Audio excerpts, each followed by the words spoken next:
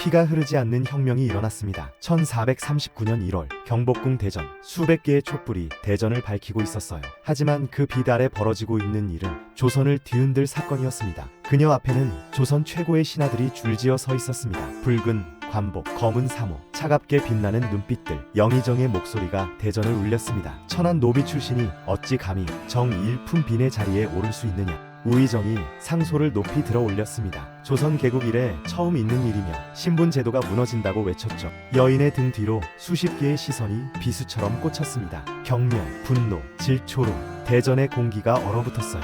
바로 그때였습니다. 용상에서 한 남자가 천천히 일어섰어요. 골룡포 자락이 바람에 펄럭였습니다. 세종대왕이었습니다. 그의 목소리는 낮았지만 대전 전체를 압도했어요. 짐이 누구를 후궁으로 삼든 그것은 왕의 권한이다. 신하들이 감히 임금의 사사로운 일에 간섭하려 하느냐. 대전이 숨을 죽였어요.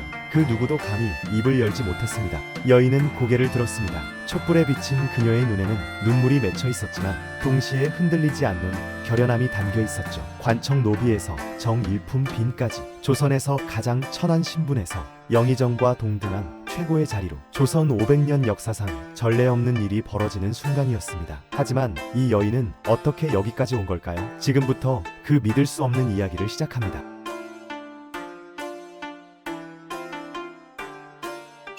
시간을 거슬러 올라가 봅시다. 1405년 겨울 한양성 밖 낡은 초가집 한 채가 있었습니다. 기와 한 장 없는 지붕, 삐걱거리는 문, 바람이 불 때마다 흔들리는 벽. 그곳에서 한 여자아이가 울음을 터뜨렸어요. 훗날 신빈 김씨로 역사에 기록될 그 여인의 탄생이었죠. 그녀의 아버지는 김원, 어머니는 상령 고씨.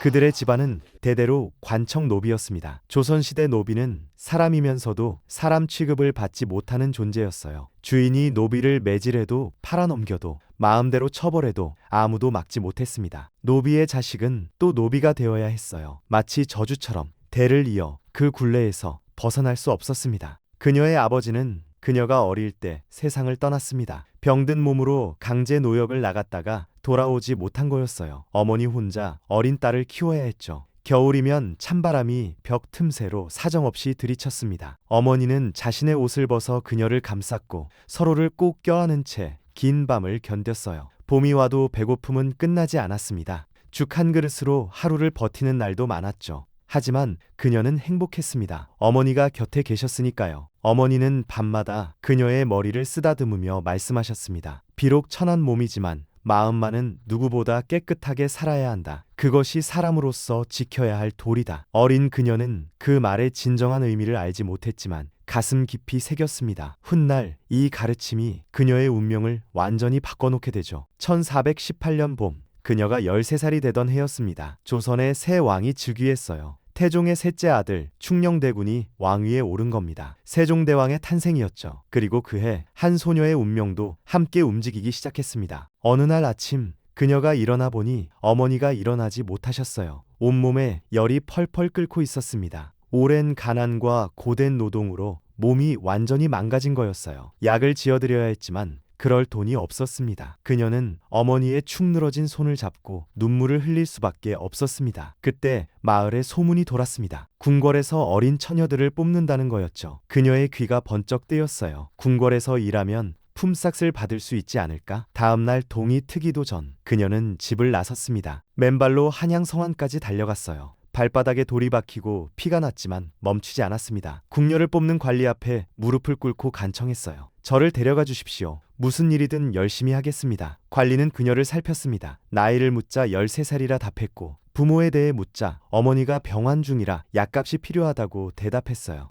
관리는 그녀의 눈빛을 한참 들여다보더니 마지못해 허락했습니다. 내일 새벽 광화문 앞으로 나오거라. 하지만 한번 궁 안에 들어가면 함부로 나올 수 없다. 그날 밤 그녀는 병상의 어머니 곁에 앉았습니다. 어머니의 손을 잡았어요. 거칠고 마른 손이었습니다. 평생 일만 하시느라 손가락 마디마디가 굵어진 그 손은 이제 뼈만 앙상했어요. 그녀는 눈물을 참으며 방을 나섰습니다. 문 앞에서 뒤돌아보니 어머니가 떨리는 손을 들어 흔들고 계셨어요. 그것이 어머니를 본 마지막 모습이 될 줄은 그때는 꿈에도 몰랐습니다. 다음 날 새벽 13살 소녀는 경복궁 광화문 앞에 섰습니다. 거대한 문이 천천히 열렸어요. 문 안쪽으로 펼쳐진 세상은 그녀가 상상했던 모든 것을 넘어섰습니다. 하늘을 찌를 듯 높이 솟인 기와 지붕, 햇빛에 반짝이는 화려한 단청, 끝도 없이 이어지는 넓은 마당. 허름한 초가집에서 살던 소녀에게 이 모든 것은 다른 세상이었습니다. 그녀가 배치된 곳은 내자시였습니다. 대궐에서 사용하는 모든 물품을 관리하는 관청이었어요. 비단 창고에는 무지갯빛 천들이 산더미처럼 쌓여 있었고 의복 보관소에는 화려한 옷들이 즐비했습니다. 그녀는 눈이 휘둥그레졌어요. 한 필만 있어도 어머니의 약을 살 수 있을 텐데, 하지만 손댈 수도 없었습니다. 처음 몇 주 동안 그녀는 가장 밑바닥에서 일했습니다. 새벽 4시에 일어나 창고를 청소하고 무거운 짐을 나르고 상급 궁녀들의 온갖 심부름을 뛰어다녔어요. 손에는 물집이 잡혔고 발은 부르텄습니다. 하지만 한 번도 불평하지 않았어요. 어머니의 약값을 벌어야 한다는 생각뿐이었습니다. 그녀의 성실함은 서서히 주변 사람들의 눈에 띄기 시작했습니다. 한 달이 지나자 좀 더 중요한 일을 맡게 되었어요. 2달이 지나자 상급 궁녀들이 신뢰하기 시작했습니다. 그리고 어느 가을날이었습니다. 그녀는 중궁전에 비단을 전달하는 심부름을 가게 되었죠. 중궁전, 왕비가 거처하시는 곳입니다. 내자시 말단 궁녀에게는 감히 발을 들여놓을 수조차 없는 신성한 공간이었어요. 비단 보자기를 양손으로 꼭 안고 조심조심 복도를 따라 걸었습니다. 발소리가 나지 않게 살금살금 숨소리조차 죽여가며 걸었죠. 그때였습니다. 갑자기 앞쪽 모퉁이에서 쿵 하는 소리가 들렸어요. 무언가 넘어지는 소리였습니다. 황급히 달려가 보니 한 젊은 남자가 바닥에 쓰러져 있었어요. 생각할 겨를도 없이 비단 보자기를 내려놓고 그에게 달려갔습니다. 남자를 부축하려는 순간 그녀의 시선이 그의 옷에 머물렀어요. 은실로 수놓인 화려한 비단옷, 옥으로 만든 폐옷, 정교한 장신구들. 그녀의 얼굴이 하얗게 질렸습니다. 왕족이었던 거예요. 천한 궁녀가 왕족의 몸에 손을 댄다는 것은 죽음을 각오해야 하는 일이었습니다. 하지만 이미 손은 그의 팔을 잡고 있었어요. 그녀는 어쩔 줄 몰라 하며 고개를 들었습니다. 그리고 그와 눈이 마주쳤죠. 깊고 따뜻한 눈빛이었습니다. 남자는 부드러운 목소리로 말했어요. 고맙다. 내 덕분에 다치지 않았구나. 황급히 무릎을 꿇으려 하자 남자가 그녀의 팔을 잡았습니다. 사람을 도왔는데 무릎을 꿇을 필요가 없다. 그리고 자신의 이름을 말했습니다. 세종이라고요. 방금 즉위한 새 임금이었습니다. 그날 이후로 이상한 일이 벌어졌습니다. 그녀가 중궁전에 심부름을 갈 때마다 세종이 그곳에 계셨어요. 우연처럼 보였지만 어쩌면 왕이 일부러 그 시간에 그곳을 지나는 것은 아니었을까요? 처음에는 짧은 인사만 나눴습니다. 하지만 점차 대화가 길어졌어요. 어느 날 세종이 물었습니다. 어떻게 궁에 들어오게 되었느냐? 그녀는 솔직하게 답했습니다. 어머니가 병환 중이셔서 약값을 벌기 위해 왔습니다. 세종은 깊은 감탄을 했습니다. 어린 나이의 소녀가 어머니를 위해 궁에 들어왔다는 사실에 마음이 움직인 거였어요. 며칠 후 세종이 다시 찾아왔습니다. 하지만 그의 표정이 어두웠어요. 그녀의 어머니가 돌아가셨다는 소식을 전하러 온 거였습니다. 그녀는 그 자리에서 무너져 내렸습니다. 약값을 벌려고 궁에 왔는데 결국 어머니의 임종도 지키지 못한 겁니다. 눈물이 멈추지 않았어요. 세종은 조용히 그녀 곁에 앉았습니다. 왕의 신분으로는 할 수 없는 일이었지만 그는 천한 궁녀의 슬픔을 함께 나눴어요. 어머니는 분명 네 효심을 알고 계실 것이다. 자책하지 마라. 그 순간 그녀는 느꼈습니다. 이 사람은 다르다고. 신분을 뛰어넘어 사람의 마음을 이해하는 사람이라고요. 슬픔 속에서도 그녀에게 기회가 찾아왔습니다. 태종의 정비이자 세종의 어머니인 원경왕후께서 그녀를 며느리에게 맡긴 거예요. 며느리는 바로 세종의 부인 소원왕후였습니다. 그녀는 소원왕후의 지밀라인이 되었고 정성을 다해 모셨습니다. 하지만 이제 세종을 만날 기회가 더 많아졌어요. 세종은 어머니와 부인을 뵙기 위해 자주 중궁전을 찾았으니까요. 어느 겨울날이었습니다. 중궁전 뒤뜰에서 그녀가 빨래를 하고 있었어요. 손이 꽁꽁 얼어붙을 정도로 추운 날씨였습니다. 세종이 우연히 그 모습을 보았어요. 천한 궁녀 시절에도 불평 없이 일하던 그녀가 이제는 왕의 어머니와 왕비를 모시는 중요한 위치에 있으면서도 여전히 겸손하게 일하고 있었습니다. 세종은 그 모습에서 진정한 아름다움을 보았습니다. 봄이 왔습니다. 세종은 중궁전 뒤뜰에 매화나무를 심게 했어요. 그리고는 그녀를 불렀습니다. 매화는 추운 겨울을 견디고 가장 먼저 꽃을 피운다. 그 모습이 너를 닮았구나. 그녀는 얼굴이 붉어졌습니다. 왕께서 천안 궁녀에게 이런 말씀을 하시다니. 하지만 세종의 눈빛은 진심이었습니다. 시간이 흐르면서 두 사람 사이에는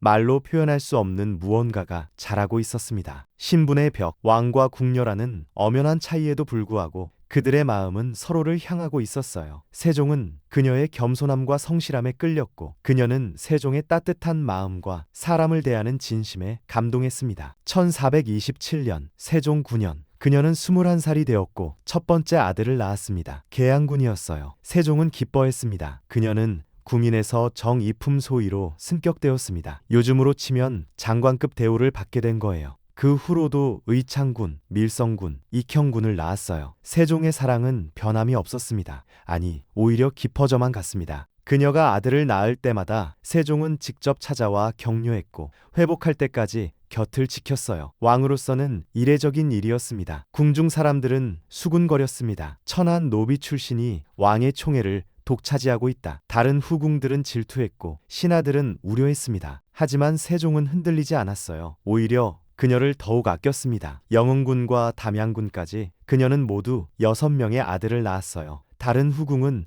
고작 1명이나 3명을 낳았는데 그녀는 압도적이었습니다. 그녀는 다시 종일품 귀인으로 승격되었습니다. 이제 정승들과 어깨를 나란히 하는 지위였죠. 1439년 1월 바로 이 이야기의 시작점으로 돌아왔습니다. 세종은 조정에서 김씨를 빈으로 승격시키겠다고 선언했습니다. 신하들이 반대했어요. 김씨는 본래 내자시의 여종이었습니다. 세종실록에 기록된 이 장면은 조선 역사상 가장 극적인 순간 중 하나였습니다. 하지만 세종은 단호했습니다. 김씨가 비록 천안 출신이지만 13살의 궁중에 들어와 쌓은 부덕은 바르다. 게다가 중정께서 막내 아들 영흥대군을 김씨에게 맡겨 기르게 했다. 성품이 근신하지 않았다면 소생 아들의 유모 역할을 맡겼겠느냐. 결국 신하들도 승복했습니다. 1439년 1월 그녀는 종일품 귀인에 진봉되었고 얼마 후 다시 정일품 신빈으로 승격되었어요. 빈은 내명부에서 가장 높은 직책으로 영의정과 동등한 정일품이었습니다.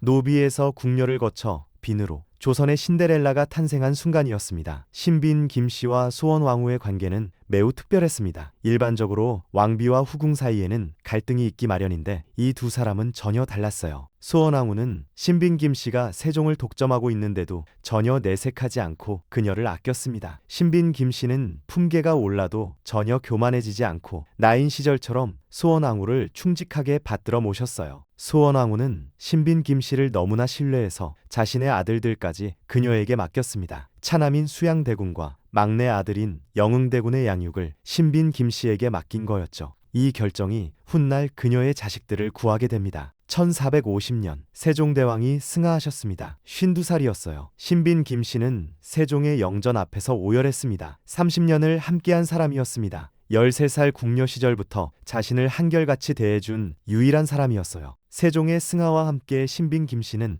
풍습에 따라 비구니가 되었습니다. 머리를 깎고 절에 들어간 거예요. 1452년 단종이 머리를 길러도 좋다고 허락했지만 신빈 김씨는 거절했어요. 권력에 대한 욕심이 전혀 없었던 겁니다. 하지만 그녀의 슬픔은 거기서 끝나지 않았습니다. 1450년 막내 아들 담양군이 12살의 어린 나이로 세상을 떠났어요. 신빈 김씨는 충격에 빠졌습니다. 아들을 위해 불경을 인쇄하고 싶다고 했고 문종은 쌀 500석을 내렸습니다. 그 규모가 얼마나 컸는지 신하들이 국고를 비웠다며 비판할 정도였어요. 그리고 1453년 역사의 물줄기가 바뀌는 사건이 터졌습니다. 계유정난이었죠. 신빈 김씨가 어린 시절 돌봤던 수양대군이 쿠데타를 일으킨 겁니다. 어린 단종을 몰아내고 왕위에 올랐어요. 세조의 탄생이었습니다. 이 피해 숙청 속에서 수많은 사람들이 목숨을 잃었습니다. 같은 후궁이었던 혜빈 양씨는 단종을 지지했다가 사형당했고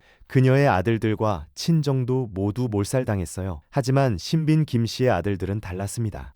그녀가 어린 시절 수양대군을 돌봤던 인연 때문에 그녀의 6 아들은 모두 계유정난의 공신으로 책봉되었어요. 목숨을 지킨 겁니다. 신빈 김씨의 현명한 처신이 자식들을 살린 거였죠. 세조가 왕위에 오른 후에도 신빈 김씨는 특별한 대우를 받았습니다. 세조는 어린 시절 신빈 김씨의 손에서 자랐기 때문에 그녀를 깊이 존경했어요. 신빈 김씨는 말년에 건강이 좋지 않아 자주 온천으로 목욕을 갔습니다. 한 번 갈 때마다 아들들이 뒤를 따랐고 많은 물자가 소비되어 신하들이 비판했어요. 하지만 세조는 오히려 관찰사에게 명령했습니다. 신빈 김씨를 대접하는데 소홀히 하지 마라. 1464년 음력 9월 4일 신빈 김씨는 59살을 일기로 세상을 떠났습니다. 장남 계양군이 죽고 불과 17일 만이었어요. 세조는 쌀과 콩 등 70석을 부의로 내렸습니다. 그녀의 묘는 경기도 화성시에 있으며 1994년 경기도 기념물 제153호로 지정되었습니다. 신빈 김씨의 삶은 조선 역사상 가장 극적인 성공 스토리였습니다. 천안 노비에서 시작하여 왕의 총애를 받는 후궁이 되고 6명의 왕자를 낳아 조선 왕실의 중요한 인물이 된 그녀. 무엇보다 그녀가 보여준 겸손과 지혜, 끝까지 변하지 않은 마음가짐은 진정한 성공이 무엇인지를 알려주는 교훈이 되었습니다. 처음 궁궐에 들어왔을 때 13살 소녀, 그녀는 단지 어머니의 약값을 벌기 위해 왔을 뿐이었습니다. 하지만 그녀는 자신의 운명을 스스로 개척해 나갔어요. 험난한 시련 속에서도 굴복하지 않았고 권력을 얻은 후에도 겸손함을 잃지 않았습니다. 소원 왕후와의 관계는 그녀의 지혜를 보여줍니다. 왕비를 질투하거나 경쟁하지 않고 끝까지 존경하며 모셨죠. 덕분에 소원 왕후는 자신의 아들까지 그녀에게 맡겼고 이것이 훗날 그녀의 자식들을 구했습니다. 계유정난이라는 피해 숙청 속에서 혜빈 양 씨의 아들들은 모두 죽었지만 신빈 김 씨의 아들들은 살아남았어요. 권력이 아니라 관계를 선택한 그녀의 지혜가 빛을 발한 순간이었습니다. 그녀는 세종이 죽은 후 비구니가 되어 권력에서 완전히 손을 뗐습니다. 단종이 머리를 기르라고 명령했지만 거절했어요. 만약 그녀가 권력욕이 있었다면 아들들을 이용해 정치에 개입할 수도 있었습니다. 하지만 그녀는 그러지 않았어요. 세종과의 추억 속에서 불경을 읽으며 조용히 살았습니다. 그녀의 이야기는 조선 500년 역사 중 가장 아름다운 사랑 이야기이자 가장 감동적인 성공 스토리로 영원히 기억될 것입니다. 노비의 딸로 태어나 정일품 빈이 된 여인, 신분의 벽을 뛰어넘어 왕의 사랑을 받은 여인, 하지만 그 모든 영광 속에서도 겸손함을 잃지 않았던 여인, 신빈 김씨. 그녀는 신분이 아니라 사람 됨됨이로 역사에 이름을 남긴 유일한 여인이었습니다. 오늘 영상이 유익하셨다면 구독과 알림 설정 잊지 마세요. 저는 곧 더 재미있는 역사 이야기로 돌아오겠습니다. 함께 해주셔서 감사합니다.